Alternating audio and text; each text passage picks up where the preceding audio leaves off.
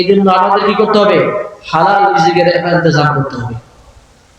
ইমাম আহমদ ইবনে হাম্বল রাহমাতুল্লাহি আলাইহি অত্যন্ত মাজলুম আলেম দ্বীন ছিলেন। চার ইমামের এক ইমাম, যিনি সততার কারণে অনেক বড় জুলুমের শিকার হয়েছেন, দীর্ঘদিন পর্যন্ত জেলে আবদ্ধ ছিলেন। ওনার উপর দৈনিক ৮০টি বেত্রাঘাত করা হতো, চাবুক দিয়ে আঘাত করা হতো, চামড়ার চাবুক, তাও আবার খালি গায়ে। যখন জেল থেকে মুক্ত হলেন তখন ইমাম শাফি রহমতুল্লাহ আলাইহি তার উস্তাদ আহমদ ইবনে হাম্বল, উস্তাদের নাম কি? ইমাম শাফি রহমতুল্লাহ আলাইহি।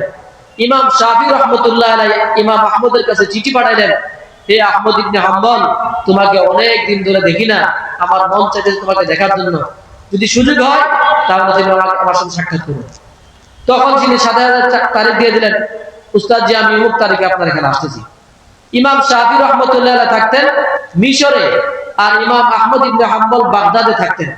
তিনি যখন আসতেছেন, ইমাম শাফি রহমতুল্লাহ আলাইহি তার ছাত্রদের সামনে এবং শিষ্যদের সামনে যখন পেশ করলেন আহমদ ইবনে হাম্বলের আগমনের কথা, লক্ষাধিক মানুষ আহমদ ইবনে হাম্বলের ইস্তেকবালের জন্য শহরের বাইরে তারা চলে গেল।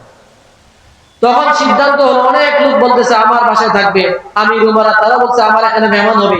আহমদ ইবনে হাম্বলকে ইমাম শাফি বলে, অন্য কোথাও না, মেহমান হবে আমার ঘরে। কার ঘরে? ইমাম শাফি রহমতুল্লাহ আলাইহির ঘরে। ইমাম শাফি রহমতুল্লাহর বাসায় যখন ইমাম আহমদ ইবনে হাম্বল গেলেন, যাওয়ার পর ওইখানে খানার ইন্তজাম করা হলো।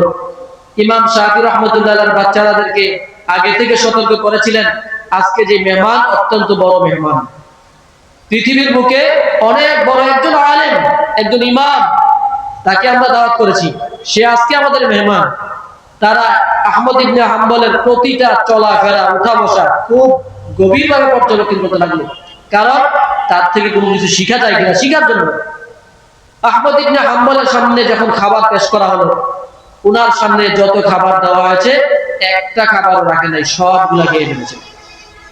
এটা দেখে আহমদ ইবনে হাম্বল সম্পর্কে ইমাম শাফির সন্তানদের একটু বিরূপ ধারণা হলো। মেহমান তো কিছু খাবার হলো রাখবে, এটা তো সুন্নাত, কিন্তু আহমদ ইবনে হাম্বল সবগুলা খাবার খেয়ে ফেলেছে। ইমাম শাফি তার ছেলেদেরকে বললেন যে আমাদের মেহমান, তিনি কিন্তু অত্যন্ত বুজুর্গ মানুষ, তাহাজ্জুদ পড়বে, পানির ব্যবস্থা করো। ইমাম আহমদ ইবনে হাম্বল যখন তার শোয়ার ব্যবস্থা করলো, দরজার সামনে ইমাম শাফির সন্তানেরা ওটা ভরে বদনা ভরে পানি রাখলো, যাতে করে তাহাজ্জুদের সময় পানি আর খুঁজে না লাগে, দরজা খুললে পানি পেয়ে যায়। কিন্তু ফজর হয়ে গেল, ইমাম আহমদ ইবনে হাম্বল সেই পানি ধরে নেয়। এটা দেখে তাদের আরেকটা নেগেটিভ ধারণা হলো, এত বড় বুজুর্গ শুনলাম তাহাজ্জুদ করে নাই নিশ্চয়ই। কিন্তু ইমাম শাফি রহমতুল্লাহ বলেন, না, আমার ছাত্র তেমন পরিবর্তন হতে পারে না, আমার ছাত্র আগের মতোই ঠিক আছে। তখন ইমাম আহমদ ইবনে হাম্বলকে জিজ্ঞেস করলেন, হে আহমদ, তোমার এই পরিবর্তন কবে থেকে আসলো? আহমদ ইবনে হাম্বল রহমতুল্লাহ বুঝতে পারলেন অত্যন্ত চালাক মেধাবী মানুষ।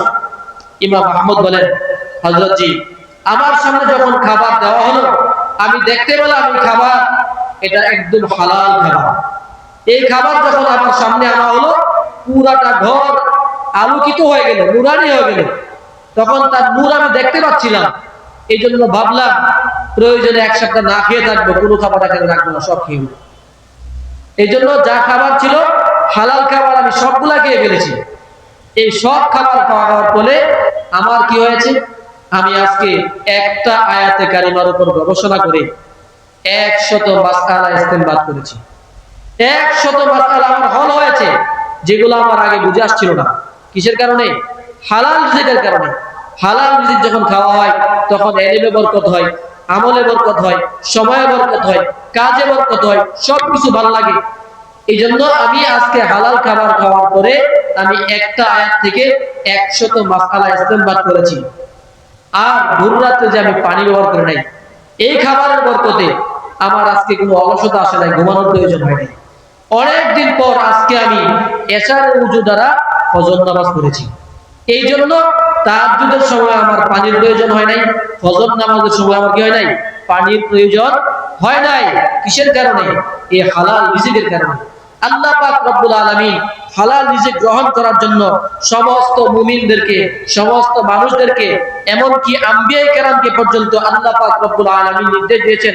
যেমন আল্লাহ পাক রব্বুল আলামিন বলেন, ইয়া আইয়ুহার রুসুল কুলু মিনাত তাইয়্যিবাতি ওয়া'মালু সালিহা ইন্নী বিমা তা'মালুনা আলীম। হে রাসূলগণ, আপনারা হালাল রিজিক গ্রহণ করেন, হারাম থেকে বেঁচে থাকেন, হালাল রিজিক গ্রহণ করেন। আপনারা যে আমল করেন সব সম্পর্কে আমি জানি, এই জন্য সাবধান, হারামের ধারে কাছে যাওয়া যাবে না। সমস্ত মানুষদেরকে লক্ষ্য করে বলেন, হে মানুষগণ, তোমরা সকলে তোমরা হালাল রিজিক গ্রহণ করো, হারাম থেকে বেঁচে থাকো, কারণ হারাম খাইলে তোমার কোনো ইবাদত কবুল করা হবে না। রাসূল কারীম সাল্লাল্লাহু আলাইহি ওয়াসাল্লাম বলেন, যে ব্যক্তি একটা জামা ক্রয় করলো 10 দিরহাম দ্বারা, মানিশতারা সাওবান বিআশারাতি দারাহিমা ফীহি দিরহামুন হারাম, যে ব্যক্তি একটা জামা ক্রয় করলো 10 দিরহাম দ্বারা, তার মধ্যে থেকে একটি মাত্র দিরহাম হারাম। এই কাপড় দ্বারা যে কদিন নামাজ পড়বে, যতদিন ইবাদত করবে, আল্লাহ পাক রব্বুল আলামিন বলেন এই ইবাদত তার কোনো কবুল হবে না। তো ইবাদত কবুল হওয়ার জন্য আমার পূর্ব শর্ত কি? হালাল রিজিক গ্রহণ করতে হবে। আমার পোশাকটা কি হওয়া লাগবে? হালাল। আমার রিজিক হওয়া লাগবে হালাল। আমার উপার্জন হওয়া লাগবে হালাল।